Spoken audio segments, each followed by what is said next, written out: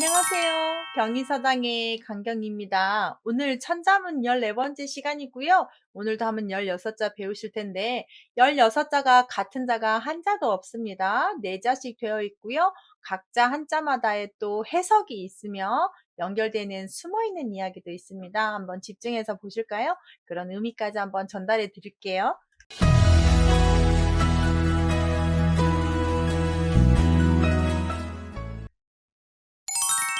오늘은 개차 신발이요, 4대 오상이요, 공유국양이요, 기감회상이다 라는 구절을 한번 볼 건데 보세요.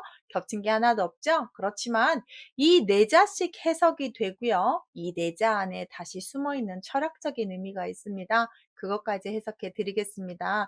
이렇게 넉사 큰 데만 보는 한자가 아니에요. 4대가 뭔지, 오상이 뭔지 이런 것까지 보시는 겁니다. 첫 번째 어조사계 2차 몸신 터럭발로 해석을 하는데 이 어조사 계자는 보통 대개개로 많이 하셔서 발어사라고 해서 처음 시작할 때 해석 없이 시작할 때 딱 넣어주는 거예요. 이 몸과 터럭은만 해석이 됩니다. 자, 방금 말했듯이 어조사 어기사라고 해서 시작할 때 해석 없고요. 내 몸과 터럭은 이라고 했는데 이거는 원래 이제 효경에 나오는 말로 내 신체 발부는 다 부모한테 받아서 훼손시키지 않는 것이다. 그래서 신체를 훼손하지 않는 것도 효도다. 하물며 행실을 잘못하여 어버이를 욕되게 하면 안 되겠다라는 말이 이 안에서 내포하고 있습니다. 그냥 몸신과 터럭발만 가르치는 것이 아니라 너의 몸 하나하나 터럭 하나하나 부모가 만들어주는 것이니 그것을 훼손하지 않고 그대로 보존하는 것이 효도요. 두 번째, 그 몸으로 나쁜 행동하지 않아야 된다. 너의 나쁜 행동이 부모까지 미치게 되면 불효다라는 말을 내포하고 있습니다.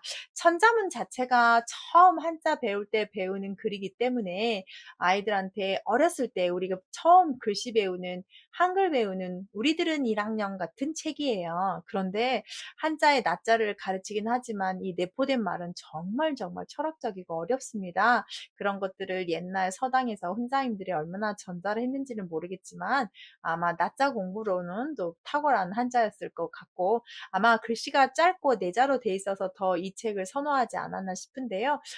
제 개인적인 생각인데 천자문 추구 사자수학 배우고 배워야 되는 책이라고 생각해요. 처음부터 이걸 좀 들이대면 힘들 것 같아요. 아무튼 이 몸신과 더럭발에는 이런 의미가 있다. 그것까지 알고 계셔야 됩니다. 오늘은. 자, 그 다음 넉사 큰데 다소도 떳떳할 상입니다. 그냥 낮자 배우기는 정말 쉽지만 이 네 가지 큰 것과 5가지 떳떳함이 있어야 된다라고 하는데 그럼 도대체 이 네 가지가 뭐며 5가지가 뭐냐를 좀 아셔야 되겠지요. 제가 좀 설명을 해드리면 4대는 우리가 하늘과 땅과 임금과 어버이를 뜻합니다. 그래서 우리가 군사후일체라고 표현하는 것처럼 하늘과 땅이 큰 세상의 조직이고 그 안에서 임금과 부모님을 하늘과 땅처럼 모셔야 된다고 표현을 하고요. 특히 오상은 우리가 여러분이 오륜이라고 보는 것으로 보기도 하고 오상이라고 하면 인의의 지신입니다. 오륜이라고 하면 아버지와 아들 사이에 친함이 있고 임금에게 충성하며 부모에게 효도하고 어른과 아이의 구분이 있고 친구 간에 신의가 있다는 오늘 아시죠? 그거를 의미하고 있어서 우리한테는 이렇게 큰 이 4대가 있고 오상이 있는 것을 알고 사람이 살아야 된다. 아까 보십시오. 첫 번째 구절에서 너의 몸은 부모한테 받았으니 효도해야 되고 행실 바르게 해라. 행실 바르게 하려면 이런 큰 4대와 오상이 있는 줄 알고 행동해라 라고 했겠죠. 공손할 공 생각할류 기를 끄 기를 양입니다. 공손하게 생각해라. 뭐를요? 널 길러주고 길러준 것을 생각해라. 그런데 앞에는 기를 끄고 쓰고 뒤에는 기를 양을 썼으니까 약간 기르다가 다를 거예요. 그 얘기를 좀 해드릴게요. 여기서 보시면 기를 국자와 기를 양자는 이제 뱃속에서 기를 때는 기를 국을 쓰고요. 태어나서 이제 밖으로 꺼낼 때는 기를 양을 쓰는 경향이 있습니다. 결론은 어렸을 때 키워주는 양육입니다. 교육학에서 어린아이가 3살 될 때까지는 절대적으로 부모가 떨어지지 않고 주 양육자가 되는 것을 상당히 권합니다.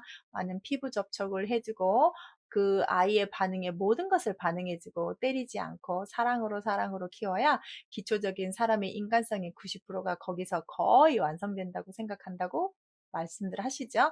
여기서도 똑같이 옛날에도 그 교육학을 박사들이 밝히지 않아도 알았던 것 같아요. 뱃속에서 기를 때 태교부터 나서 기를 때부터 양육을 하는 것 자체, 이런 부모님의 은혜를 잊으면 안 된다. 공손하게 늘 생각하고 있어라. 너 길러준 거 고마운 거, 그렇게 기르는 거 다 의무 같지만 쉽지 않은 일이다. 어른들이 그렇죠. 너같이 똑같은 애 낳아서 키워봐라. 애 키우는 게 뭐 보통 일이냐. 이렇게 얘기하시는데, 또 요즘 저희 어머니들은 그러시더라고요. 옛날 내가 키웠을 때하고 니들이 키우는 거하고는 정말 다르더라. 나는 내가 애를 어떻게 키웠는지 모르고 키웠는데 요즘 애들 키우는 것은 이렇게 힘들어서 어떻게 키우니. 그래서 애들을 한둘만 낳나 보다. 이렇게 얘기들을 하시더라고요. 자, 애들 기르는 거 쉽지 않아요. 아줌마로서 쉽지 않았습니다. 진짜로. 자, 그 다음 보시면 어찌기 감이감 헐회 상할 상자입니다. 어찌 감히 헐게 하고 상하게 하겠는가? 뭘요? 엄마 아빠가 태어내주게 된 이 몸을 소중히 하라는 뜻입니다. 그래서 여기 보시면 그 효경에 나오는 말이에요. 여기 보시면 효경에 제가 효의 시작과 효의 끝을 써놨습니다. 신체 발부 수지 부모요 불감 회상이 효지시하요 입신 행도 양명어 후세 이현 부모가 효지 종려라 라고 했습니다. 신체 발부입니다. 내 몸과 털과 살갗 부모에 받은 것이니 감히 훼손하지 않는 것, 이게 효도의 시작이다. 별것 없다. 네 몸부터 소중히 해라. 입신 행도하여 네 몸을 바르게 하여 도를 행하고 후세의 이름을 날리어 부모를 드러내주는 것이 효의 끝이다. 여기서 돈 많이 벌어라는 없지만 암묵적으로 네가 잘 되어 좋은 사람 되면 너도 명예를 얻지만 더불어서 누구까지 명예를 얻어요? 부모까지죠. 반대는 불효 중에 불효는 자기 신체 훼손하고 보호하지 못하고 함부로 놀리고 맞고 다니고 자살하고 자해하고 이런 건 불효 중에 불효고요. 두 번째, 성공하진 못할 망정 세상에 악을 끼쳐서 이름이 나쁘게 드날려 부모님을 욕되게 하고 욕먹게 하고 정말 어느 집 자식이냐는 손가락질 받는다면 그것처럼 또 불효가 없겠지요. 서로 가슴 아픈 일인데요. 이렇게 효도의 시작과 끝에 효경글을 조금 제가 좀 써서 감히 너의 신체를 훼손하지 않는 의미를 좀 설명해 드렸습니다. 낮자 외우기는 참 좋은데요. 의미를 이렇게 두면 천자문이 더 재밌답니다. 오늘 천자문 15번째 시간이네요. 16자 한번 낮자 외우고 의미 외우고 그 속뜻도 한번 볼까요? 자, 오늘 배우실 건 여모 정렬을 남효 재량 지과 필계 등등 막망이라는 글 한번 볼게요. 보시면 하나 더 겹친 자 없지만 해석이 좀 됩니다. 여자 남자 나왔고요. 한번 보시죠. 자, 첫 번째 여자녀 사모할모 바를정 강직할열, 우리가 뭐 보통 이걸 더울열 뜨거울열 열정으로 보시면 좋겠네요. 여자녀 사모할모, 여자는 사모합니다. 뭘 좋아하냐면요, 바르고 강직한 남자 좋아합니다. 그 해석을 좀 볼까요? 자, 여자녀 사모할모 바를정 강직할열인데 여기서 어떤 걸 정의라 하냐, 바르고 의욕에 동요되지 않는, 바르지만 왔다 갔다 하지 않고 변덕 부리지 않는 사람이고요. 열자는 마음이 굳세고 바른 겁니다. 강직하다는 것 자체도 내가 원하는 법 끝까지 지키는 거 쉽지 않죠. 근데 여자들한테 강조하는 건 지조를 좀 남자들한테도 표현해도 되지 않을까 싶은 생각인데, 여자뿐만이 아니라 사람들은 이렇게 해도 될 것 같아요. 사람들은 이렇게 바르고 강직한 사람 좋아하죠. 전 개인적으로 우유부단한 사람 정말 싫어합니다. 그래서 메뉴를 바르게 빨리 정하지 못하는 사람을 참 답답해합니다. 성격이죠. 제가 좀 잘 결정하니까 다른 사람도 좀 빨리 결정했으면 좋겠어서 때로는 좀 제가 오버해서 제가 막 결정해 줍니다. 어떠냐고 막 사회 보고요. 결정하고요. 리더하고. 눈치채셨죠? 저 그런 사람이에요. 그래서 바르고 의욕되고 동요되지 않는 그런 사람, 그 다음에 마음이 굳세고 바른 것을 또 강직하다라고 해서 여자들은 이런 사람을 좋아합니다 라고 했습니다.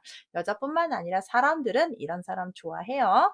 두 번째 한번 볼게요. 남자 사내남 본받을 효 제주대 어질량입니다. 남자들은 남자들은 재주 있고 어진 사람을 따라하려고 하고 본받으려고 한다고 합니다. 남자들도 자기들의 롤모델 분명히 있죠. 여러분도 있지요? 저도 있어요. 아, 나 저런 사람처럼 되고 싶다를 좀 높이 이상적으로 높게 갖고 있으면 거기 발끝만큼도 가지 않을까요? 그래서 남자는 재능 있는 사람, 어진 사람을 본받으려고 한대요. 어느 책 봤더니 사기에 예양이 말하기를 사위지이 기자 사요 여위열 기자 용이다라고 했는데 어떻게 해석하냐면 선비는 자기를 알아주는 사람을 위해서 죽는데요. 여자는 자기를 이뻐해주는 사람을 위해서 기쁘게 즐겁게 해주는 사람을 위해서 예쁘게 꾸민대요. 꾸밀 용자로 얼굴 예쁘게. 여자들이 화장하고 예쁘게 하고 나오면 여러분한테 잘 보이고 싶어서 그런 겁니다. 아무렇게나 나오면 마음의 비중이 많지 않은 거예요. 여기에 기준으로 보면 남자들은 여자들을 위해서 사랑하는 사람 위해서 죽기를 각오하게 하죠. 내가 별도 따지고 달도 따지고 널 위해 죽어주마 이런 말 많이 하셨죠? 그래서 선비와 여자와 남자의 특징이 좀 나타나 있어서 제가 좀 써봤고요. 남자들은 이런 재주 있는 사람을 본받으려 하고 여자들은 또 자기를 위하는 사람 위해서 살려고 하는 거니까 여자와 남자, 선비와 여자 이렇게 좀 비유를 하긴 했지만 사람이 어디 기준에 두느냐 따라서 또 인생관이 다르기도 해요. 이런 사기에 이런 말이 나옵니다. 다시 한번 할까요? 선비는 자기를 알아주는 사람, 자기를 알아주는 사람을 위해서 죽고, 여자는 자기를 기쁘게 하고 이뻐해주는 사람을 위해서 예쁘게 꾸민다라는 뜻이라고 합니다. 자, 그 다음 구절을 보시면 지과 필계예요. 알지 허물과 지날 거 아니에요. 반드시 필 고칠게입니다. 나의 잘못된 허물을 알았다면 반드시 고쳐야 됩니다. 남한테 지적받았는데도 계속 하고 있으면 안 돼요. 자, 보시면 자신을 다스리는 데 용감하지 못하면 악이 저절로 자라나므로 잘못이 있으면 빨리 고쳐야 됩니다. 잘못이 있는데도 그걸 고치지 않는다면 나중에 그게 쌓이고 별것 아니겠지만 큰 허물이 됩니다. 그래서 작은 것을 있을 때 우리가 처음에 잘 조그만한 고름이 골았을 때 그걸 처리해야 큰 고름이 되지 않는데 그 작은 것을 무시하고 놔뒀다가 크게 되죠. 예를 들어서 종기가 조금 발생을 했는데 그걸 처리하지 않으면 0기에서 2기, 3기에서 말기 돼서 사망하게 이르잖아요. 뭐든지 처음을 잘 다스려서 고쳐야 된다는 거. 악이 저절로 자라나기 때문에 그 처음부터 잘라야 된다는 거죠. 바늘도둑이 소도둑 된다고 처음 거짓말했을 때 예쁘다 그럴 수 있지라고 넘어간다면 나중에 이렇게는 거짓말 해도 되는구나 라고 생각해서 더 나쁘게 크게 거짓말하지 않을까요? 허물이 있다면 바로바로 고쳐야 된답니다. 그 다음 자다 보시면 망이에요. 발음이 좀 힘든데요. 얻을 듯 잘할 능자입니다. 내가 잘하는 것이 있었다면 절대 잊지 말라. 네가 잘하는 장기, 너의 장점 잊지 말고 그걸 어떻게 해야 되겠어요? 발전시켜야죠. 자, 한 가지라도 잘하는 것이 있다면 잘하는 것을 잊지 않고 옹고지진해서 내 걸로 확 만들어야 되죠. 내가 뭘 잘하는지를 그러면 알아내는 게 1번이겠습니다. 내가 잘하는 걸 얻어서 절대 잊지 말라.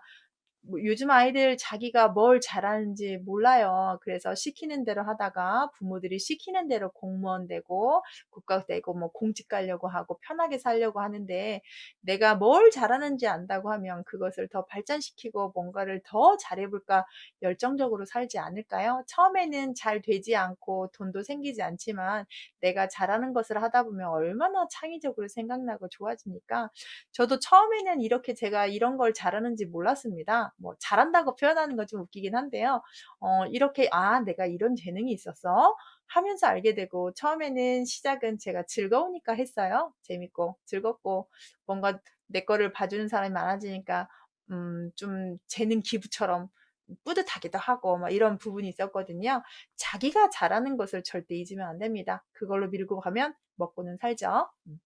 오늘 천자문 16번째 시간이에요.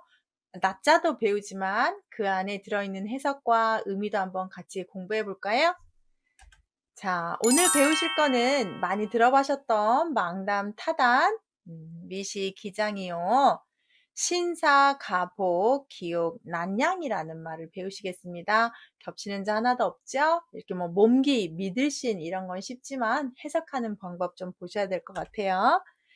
자, 오늘 망담 타단이라고 해서 원래는 없을 망인데 여기선 금지사로 하지마 라는 뜻이고, 말씀담, 다르다, 짧을 단인데 여기선 단점으로 해석을 하셔야 해석이 됩니다. 많이 들어보셨던 구절인데요. 다른 사람의 단점은 말하지 말자 라는 뜻입니다. 우리는 보통 다른 사람 단점 말하는 거 취미죠? 네, 그거 하지 말래요. 조금 깊이 볼게요.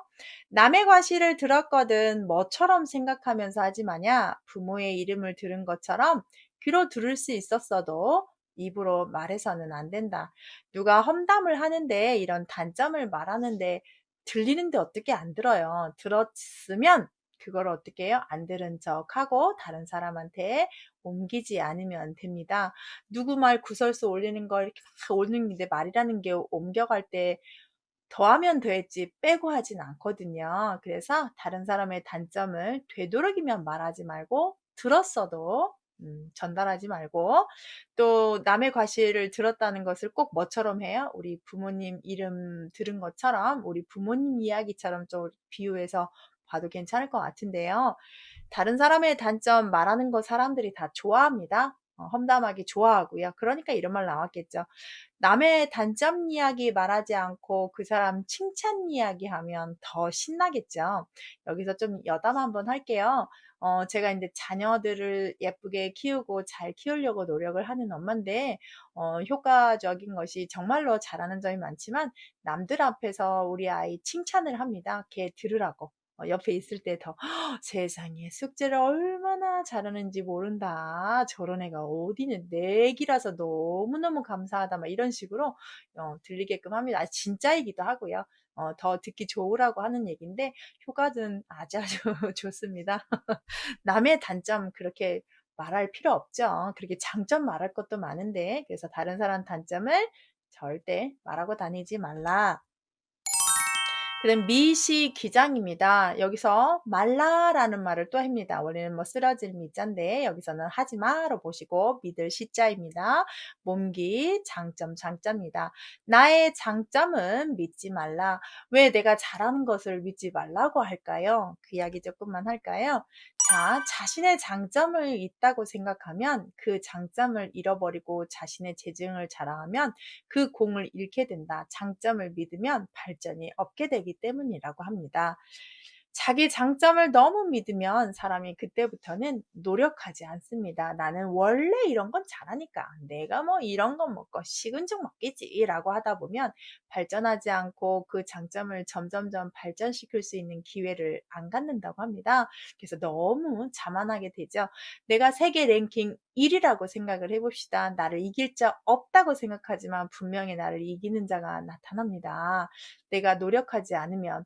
여기서 내 양궁 이야기를 하는데요. 양궁 우리가 전 세계를 지금 몇십 년 동안 1등을 하고 있는 것 중에 규칙 중에 하나가, 올림픽에서 금메달을 땄어도 그 다음 해에 대표를 뽑을 때에는 다시 처음부터 똑같은 룰로 그 사람들도 처음부터 다시 예선전을 해야 된다고 합니다.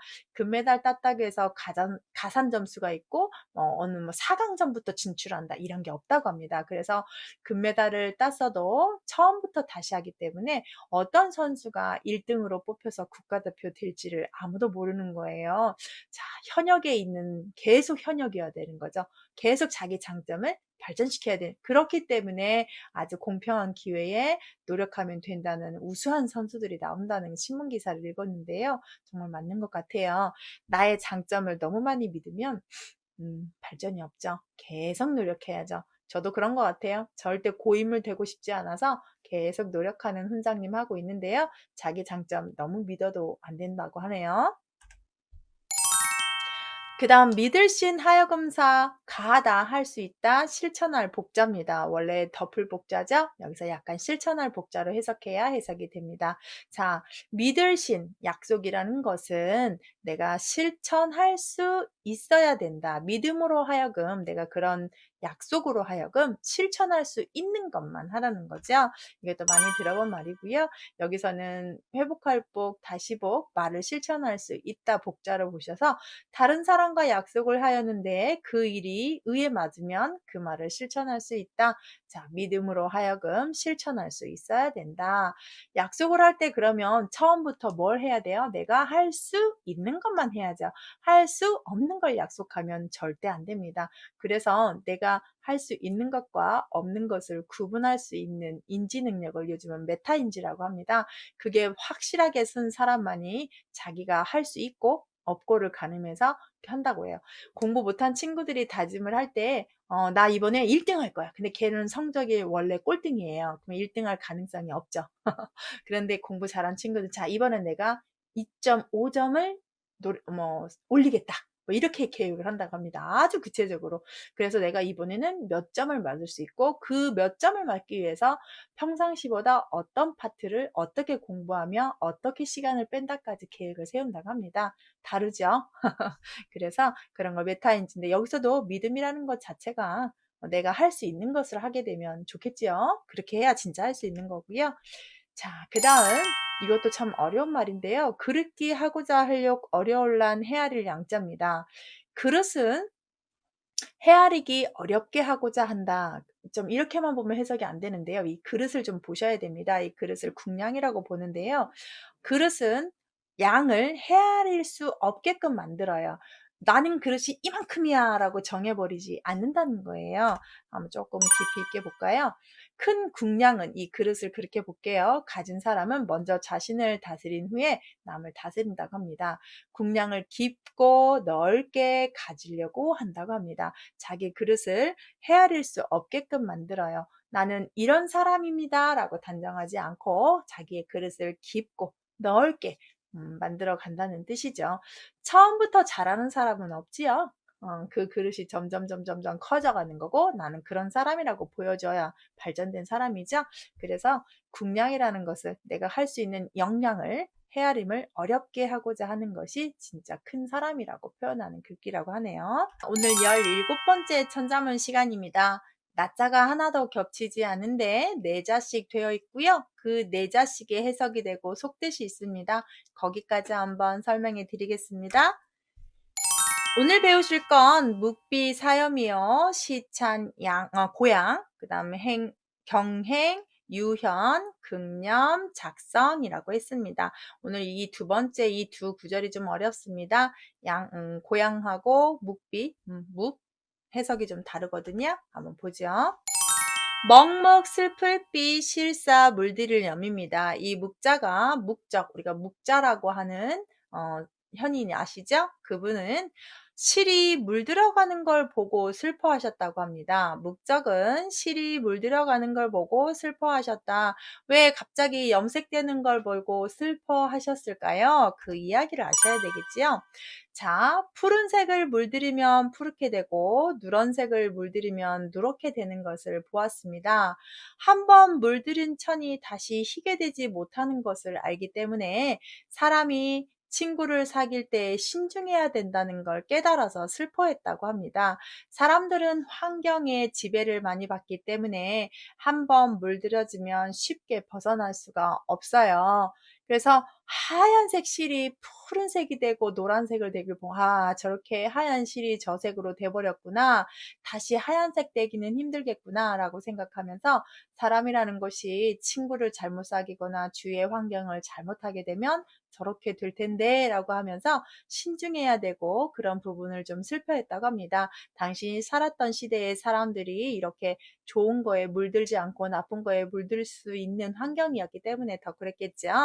참 대단한 현인이에요. 그런 거 하나 보고도 넓게 생각을 하니까. 자, 시찬 고양이라고 하는데요. 새끼양 고자입니다. 양의 새끼를 뜻하는 겁니다. 시경이라는 글귀에 이 고양이라는 것을 찬양을 했던 글귀가 나오는데 그 글귀를 알아야 되겠지요. 자, 고향에 가죽을 하여 흰 실로 5곳을 꿰매었다라고 하는데 시경의 남속 고향편에 있는 한자입니다. 남국의 문왕이라는 사람이 새끼양 가죽의 옷을 흰 실로 5번 꿰매어서 입었습니다. 보통 임금들은 옷을 꿰매어 입지 않습니다. 그런데 좀 터지고 낡고 했는데도 꿰매서 다시 입었습니다. 얼마나 검소하고 모범적인 모습이에요. 그래서 남국의 문왕이 정사에 관하되어 그 지위에 있는 사람들이 임금의 그런 전략하는 것, 검소하는 것을 보고 자기도 따라했다고 합니다. 그래서 시경에 나오는 고향편을 찬미합니다. 그때 나왔던 남국의 문왕의 검소한 모습을 보고 사람들이 따라했네라는 모습에서 이렇게 찬양을 받는다라는 글귀가 나옵니다. 윗사람이 아껴 쓰고 좀 너무 자린고비처럼 하는 거 말고 아껴 쓰고 바르게 쓰시고 정직하면 그 아래 있는 사람이 어떻게 낭비하고 거짓말하고 그렇게 되겠습니까? 보고 배운 것을 따라하려고 하겠죠. 그렇다라고 하면 앞에 있는 사람 리더 정말 중요한 역할을 하는 거죠. 집에서, 반에서, 학교에서, 사회에서, 교회에서, 어느 단체에서 앞에 있는 사람이 잘못했다면 아랫사람들이 그래서 아랫사람들이 잘못했을 때 윗사람들이 옷을 벗고 하는 것 같아요. 자기가 잘못 가르쳤다 이렇게 말씀하시면서 자 여기에 보시면 그런 뜻이 있었다는 거 멋지지요? 그 다음 경행록이라고 하는 우리 명심보감에 많이 나오는 구절인데 경행이에요. 유현이다. 큰 도를 실행하면 현인이 된다 라고 했습니다. 경행이란 말은 높은 곳을 향하여 가다. 그래서 오직 현인만 생각한다 라는 뜻인데요. 어, 유래를 좀 보면 옛 현인들은 높은 덕을 지닌 사람이 있으면 따라하려고 하고 우러러 보았대요. 밝은 행실이 있는 사람이 있으면 흠모하고 실천하려고 했다고 합니다. 그래서 볕경, 높은 산을 우러러 보면서 큰 도를 행하려고 했다고 합니다. 자고로 좀 높은 포부를 가진 사람들을 롤 모델로 하는 게 좋겠죠. 내가 배울 점이 많은 사람을 높이 놓고 본받아야 되지 않겠습니까? 내 주위에 나보다 못한 사람이 많다면 좀 반성을 해봐야 되지 않을까요? 나보다 높이 있는 사람, 배울 점 많은 사람을 높이 높이 두고 보면 좋겠습니다.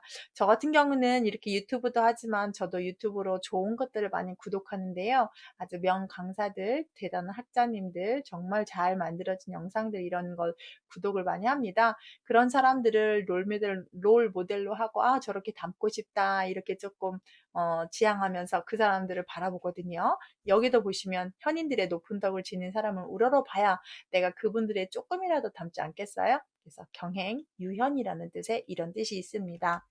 마지막 하나 더 보시는데요. 능할 듯 생각념 될짝 성인 성자입니다. 능히 생각하면 성인이 된다. 아까 위에 구절하고 되는 거죠. 내가 높은 사람 현인을 높이 삼아서 그 사람을 계속 생각하면 나도 그렇게 됩니다. 이 구절을 좀 보강을 하면 성인이라도 생각하지 않으면 미친 사람, 광인이 되고요. 광인이지만 능히 생각하면 성인이 될 수 있습니다. 무릎을 탁 치는 말 아닌가요?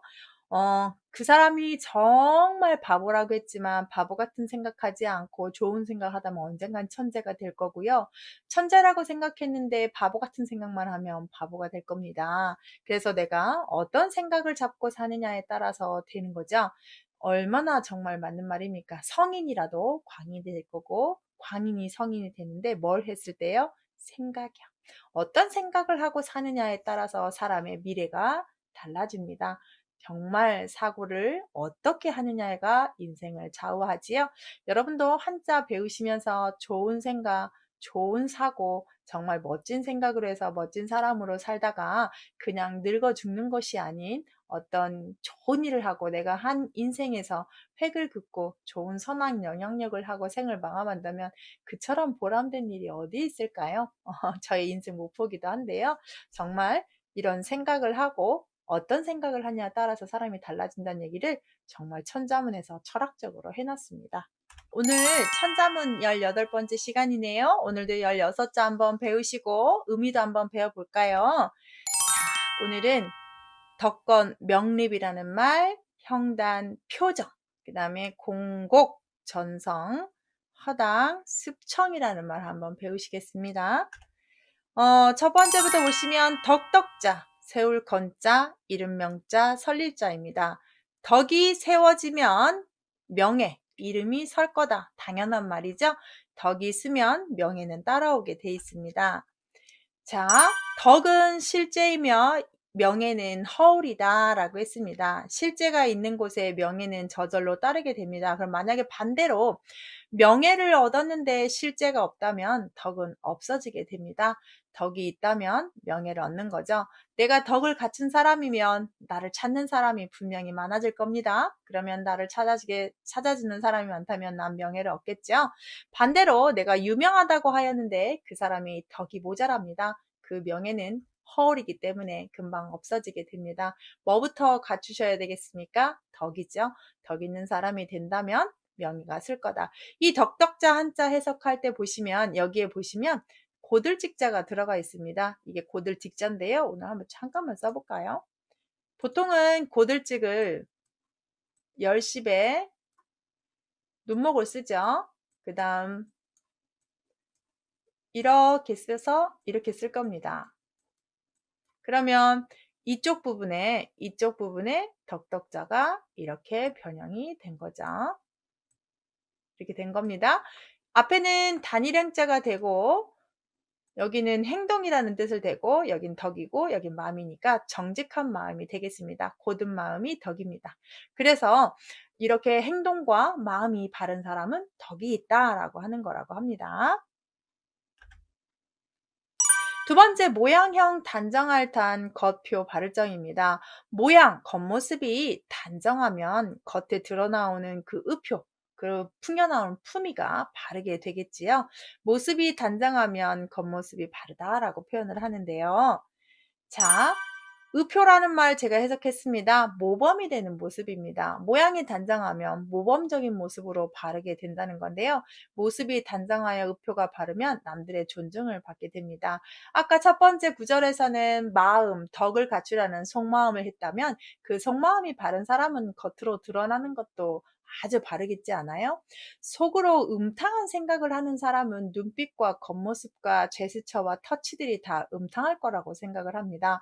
반대로 속마음이 정직한 사람은 눈빛과 행동과 이런 손 터치가 그렇게 음탕스럽지 않을 것 같은데요.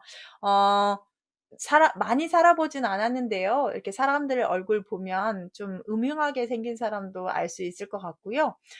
정말 정직하고 바르고 강직한 사람이라는 느낌도 옵니다. 사람을 많이 보고 겪어보니 그렇게 좀 판단할 수 있는 눈이 생기더라고요. 제가 뭐 점쟁이처럼 그걸 다 맞출 수는 없지만 분위기가 있지 않습니까? 여러분도 저를 화면으로 보긴 하지만 제가 어떤 사람이겠다라고 약간은 좀 판단이 되지 않습니까? 저보다 더 나이가 많으신 분들은 더 잘 아시겠지요. 제 말하는 거, 제가 하는 행동 보고도 다 아실 겁니다. 이 모양이라는 것 자체는 마음을 드러내는 거기 때문에 마음이 바른 사람은 정말 바를 수밖에 없지요. 모범이 된다면 존중도 받을 것입니다. 그래서 행동거지 보고 사람들이 많이 판단을 하죠. 제가 뭐 여러분하고 우리 구독자님들하고 소통을 하긴 하지만 친밀하게 하진 않죠. 근데 저를 만나보지 않았지만 제가 하는 이야기, 제가 이렇게 하는 뭐 수업 보시고 많이 판단하실 거예요. 제가 가끔씩 저 소리 지르는 사람 싫어해요. 뭐 하는 거 싫어해요. 이렇게 얘기하잖아요. 나중에 저 만나면 그런 거 다 안 하시려나? 농담이에요. 자, 겉모습이 나중에 바르게 드러난다는 거, 이게 당연한 것 같아요, 정말로. 빌공, 골곡, 전할전, 소리성입니다. 비어있는 골짜기에 소리가 전해진다라고 해서 텅 빈 공간에서 말하면 더 크게 울리는 거 아시죠?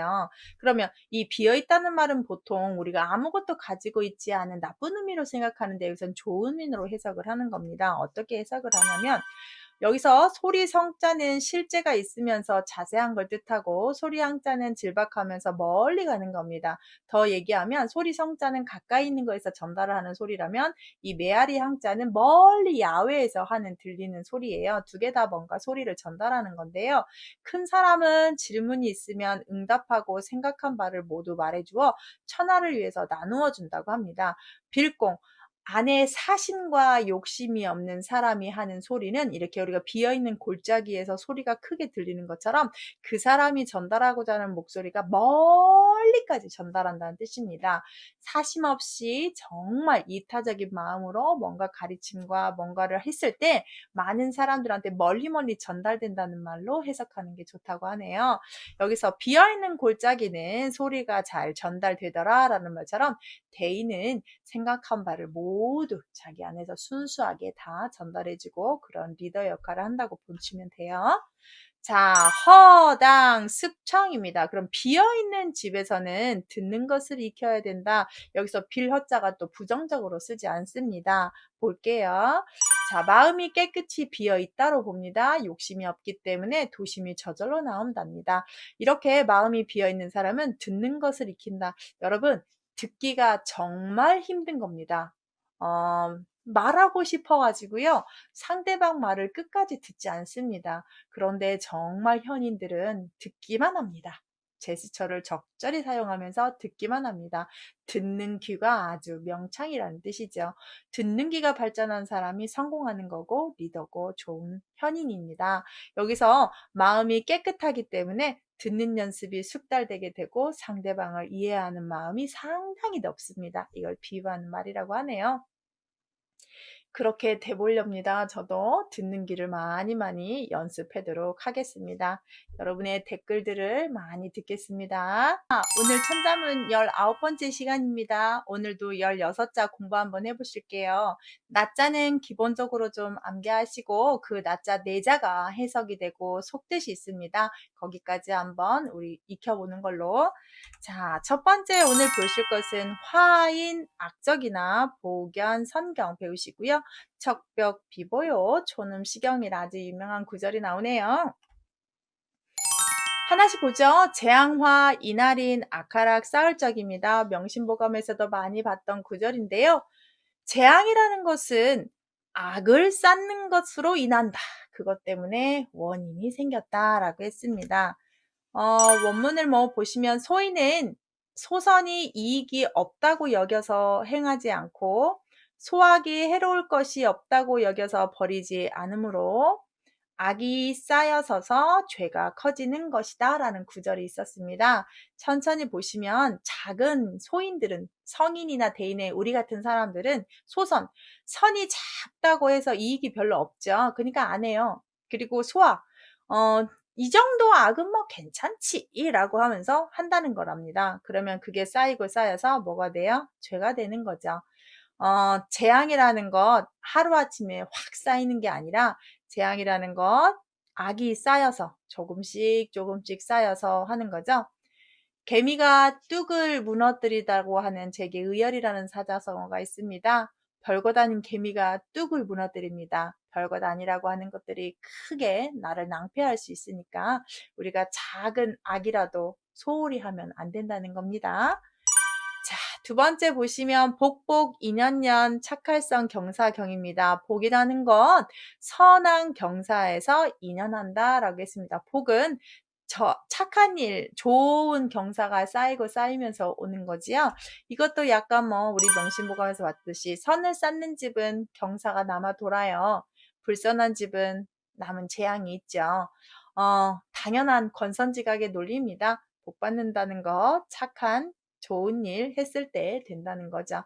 우리가 기복 신앙들이 많기 때문에 복 받으려고 하는 행동들 많지요. 근데 복이라는 것이 누가 주는 것이 아니라 자기가 만드는 걸로 봐야 된다고 저는 생각을 하는 사람 중에 하나입니다.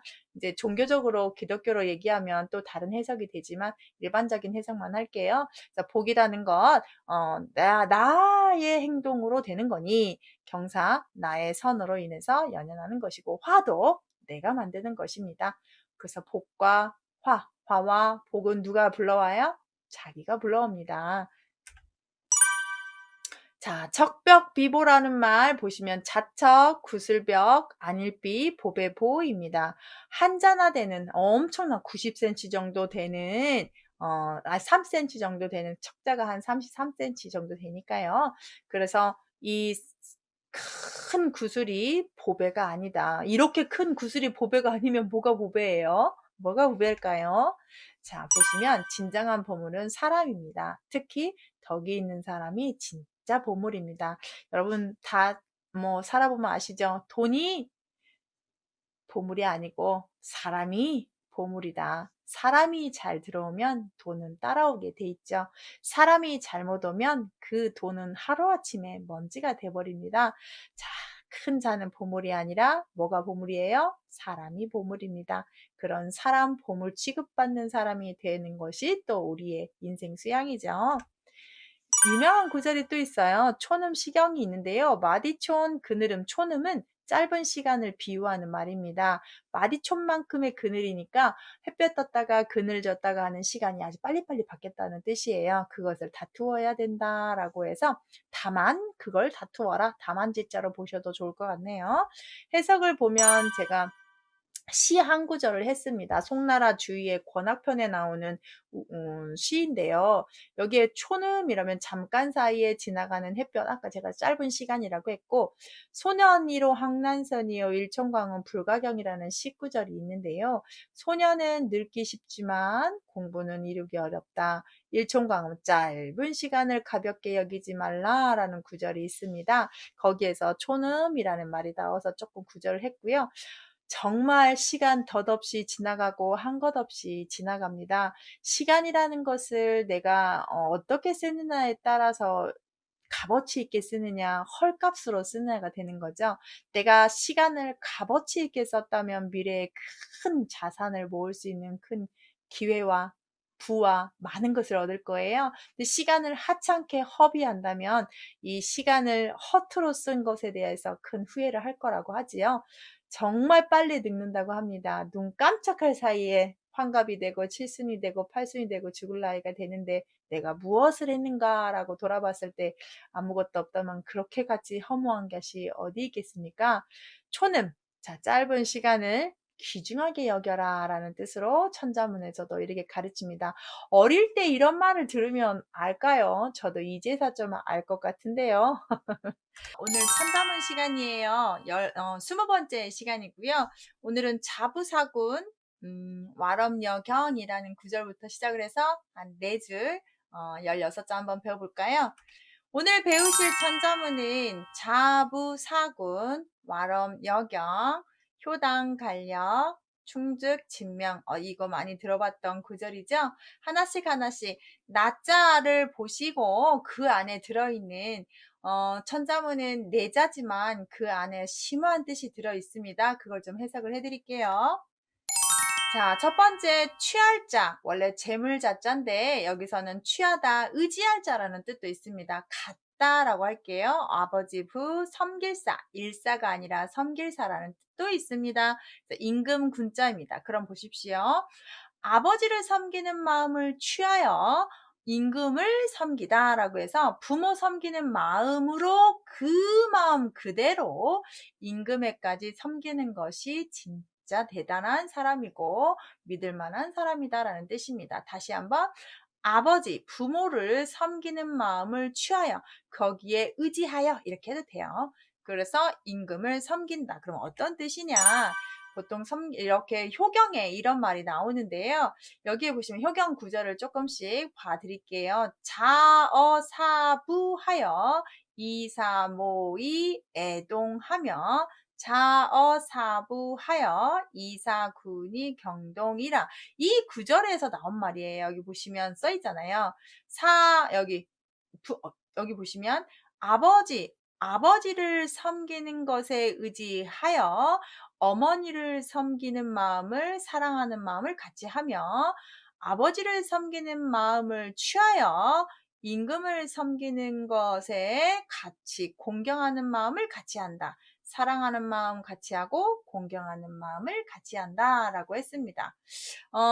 여기에 아버지를 섬기는 것으로 임금을 섬긴다. 그럼 여기서 조금 추가적으로 빠진 게 보시면 그 어머니 섬기는 마음으로 똑같이 사랑하고 또 아버지를 섬기는 것을 취하여 임금을 섬기는데 공경하는 마음을 같이 한다. 이렇게 효경에 있는 글귀를 이렇게 천자문으로 옮겨놓은 것 같습니다. 4자로. 두 번째 줄 볼까요? 그러면 와럼여경이다 라고 했습니다. 여기에서 보면 말한다, 말씀하신다. 엄격한, 엄자, 와예요. 와. 이거는 그냥 이렇게 서로 접속해 주는 거. 그 다음에 경, 엄과 경을 말하는 것이다. 라는 뜻입니다. 그러면 엄이 뭐고 경이 뭔지를 알면 좋겠잖아요. 그래서 봤으면 엄은 뭐냐? 임금과 부모의 명을 엄히 지키는 거. 지키는 거. 부모와 임금이 나에게 명령을 했다면 어떤 좀 고난이 있어도 되도록이면 90% 정도는 지키려고 하는 게 엄격함이며, 공경경은 뭐냐? 임금과 부모의 가르침을 공경히 받드는 것입니다. 논어에 그런 구절이 있는데요. 부모에게 잘못이 있을 때 자식이 충분히 간언할 수 있습니다. 그럼에도 불구하고 부모가 자식이 간언했는데도 고치지 않는다고 하여 부모를 미워하거나 원망하면 안 되고, 부모를 공경하는 마음은 그대로 지켜야 된다라는 구절이 있거든요. 그것처럼 임금과 부모의 가르침을 공경히 받들고, 반대로 내가 그분들에게 어떤 조언을 간언을 하더라도 그게 받아들이지 않더라도 자식 입장에서는 절대 원망하거나 그분들을 막 너무 가르치려고 하면 안 된다. 수고로워도 참아야 된다. 이런 구절이 나오거든요. 성인군자의 말이긴 한데 실생활에서 그렇지 않으면 얼마나 답답합니까? 자식이 조금 어, 부모가 말한 걸 자식이 들어주는 것도 참 고맙지만, 자식이 어떤 바른 소리를 했을 때 부모도 좀 들어줘야 우리가 서로 살지 않겠습니까? 부모 말은 100% 들어야 되고 자식 말은 하나도 듣지 않는 부모가 있다면, 아까 성인 군자에서 수고롭지만 참아야 되고 공경하는 마음을 끝까지 가지라고 하였으나, 우리가 사람인지라 그게 끝까지 유지되기가 힘들죠. 제 생각은 그래요. 그건 책이고, 그러려고 하지만, 그럼에도 불구하고 안 될 때는 그게 말이 먹히지 않는 부모 있을 수도 있고, 그 부모가 꼭 그러려고 하는 게 아니라 당신도 음, 머리 구조가 그게 잘 되지 않는 분이 분명히 있기 때문에, 그래서 엄과 경을 말하는 것이다. 아까 앞부분에서 어버이를 섬기는 마음으로 임금을 섬기라고 했잖아요. 그것은 정말 좀 구체적으로 얘기하면 엄숙함과 공경함이라고 말하고 싶다라고 천점을 얘기했더니, 제가 이제 엄숙함과 공경함을 좀 분리를 해드린 거예요. 엄숙함은 임금과 부모님의 명을 지키는 것이고, 공경함은 임금과 부모 가르침을 받드는 것이다. 자, 그럼 세 번째 구절. 효당 간력입니다. 효도는 마땅히 힘을 다해야 한다. 당연하죠. 우리 효도하려면 최선을 다하려고 하지요. 이게 이제 유교의 기본이고, 이렇게 돼야 사회가 유지되는 건 사실이죠. 이게 지도자들이 너무너무 많이 강조한 부분이긴 한데, 그러면 효도를 마땅히 힘을 다하는데 언제까지 내가 효도를 해야 되냐? 여러분, 언제까지 효도를 해야 됩니까? 보통 효도의 끝은 내가 잘 되어 내 부모의 이름을 드러내는 것이라고 말을 하는데, 그러면 효도는 언제까지 해야 되냐는 것이냐 한번 볼까요? 보통은 사람이 태어난 지 3년이면 부모의 품을 벗어나죠. 그래서 부모한테 끝까지 효도하는 건 부모가 돌아가시고 3년까지. 그래서 3년상 얘기를 한다고 합니다. 3년상을 지극히 하여 나아지고 길러지는 애를 보답해야 된다. 그러면 효도는 마땅히 힘을 다한다. 언제까지예요? 기본적으로 데드라인이 돌아가시고 3년까지. 그래서 우리가 3년상, 3년제, 제사도 상당히 정성스럽게 3년 안에는 계속 하잖아요. 보통은 살아생전에 잘하는 게 제일 좋죠. 그런데 조금 내가 살아생전을 잘했고 돌아가신 후에도 잘하고 싶으면 효도의 끝은 그때까지는 최선을 다하는 것이 좋고, 그 다음부터는 이제 제사 지내면서, 우리 유교에서는 그렇게 하죠. 요즘 제사 안 지내는 사람도 많기 때문에 이게 다 맞지는 않지만, 개인적인 훈장님 저의 생각은 살아생전에 열심히 하시면 될 것 같습니다. 살아생전에 내가 할 수 있는 만큼 최선을 다해서 3년상까지가 힘을 다한다고 이렇게 책에 나와 있고, 다들 그렇게 얘기하니까 저도 한번 그렇게 얘기했어요. 자, 충죽진명입니다. 그러면 충성은 어떻게 해야 되냐? 임금한테 충성은 어떻게 해야 되냐? 목숨이 다할 때까지 해야 된다. 충성을 한다는 것은 목숨이 다할 때까지 해야 된다. 자, 옛날에는 정말 임금을 위해서 기꺼이 내 목숨까지 내놓고 관직을 하는 사람들이 많았는데, 지금에 와서 이렇게 정말 목숨을 내걸고 관직을 하고 국회의원을 하고 정치를 하는 사람이 얼마나 될까요? 자기의 먹고 사는 거에 의해서 조금 그럴 수도 있고, 자, 충성이라는 건 뭘 바치는 거래요? 목숨을 바치는 거라는데, 조금만 부수적인 생각을 하면, 자, 임금과 신하는 의로 만난 겁니다. 피도 안 섞였고 아무것도 없습니다. 그래서 이 사람들은 누굴 위해, 자, 임금이 신하를 예로 부리면 신하도 임금을 충성으로 섬기기 때문에 누가 먼저 잘해야 돼요? 임금이 잘해야죠. 그래서 임금이 신하들의 별이가 되잖아. 군인 신강이라고 하죠. 임금과 신하 이야기뿐만이 아니라 사장님이 잘하면 직원은 잘할 수밖에 없습니다. 부모가 잘하면 자식이 웬만한 정상인이라면 잘할 수 있겠죠. 교사가 잘하면 학생들도 잘할 것이고, 가게 주인이 잘하면 직원들도 잘하면서 장사도 잘 되는 것이고, 그러면 기준은 다 내가 예를 다해서 상대방을 대했을 때 돌아오게 된다는 논리인데, 참 말은 쉽죠. 말은 참 쉬운데 그게 얼마나 어려운 일입니까, 사람이. 그래서 기본 규칙은 이 충성을 했을 때 나라가 임금과 신하의 이 서열이 되면서 잘 굴러간다는 유교의 사상이 천자문에 들어가 있는데요. 충성은 목숨을 다해야 하는 것이고, 충성을 이끌어내려면 임금이 의로 만난 사이를 예로서 부려야 된다는 걸로 마무리를 됩니다. 정말 간단한 천자문 4자이지만 엄청난 사상이 들어있는 거 보이시죠? 오늘 천자문 20부 20번째 시간 했습니다. 다음 시간에 또 천자문 얘기해 드릴게요. 수고하셨습니다.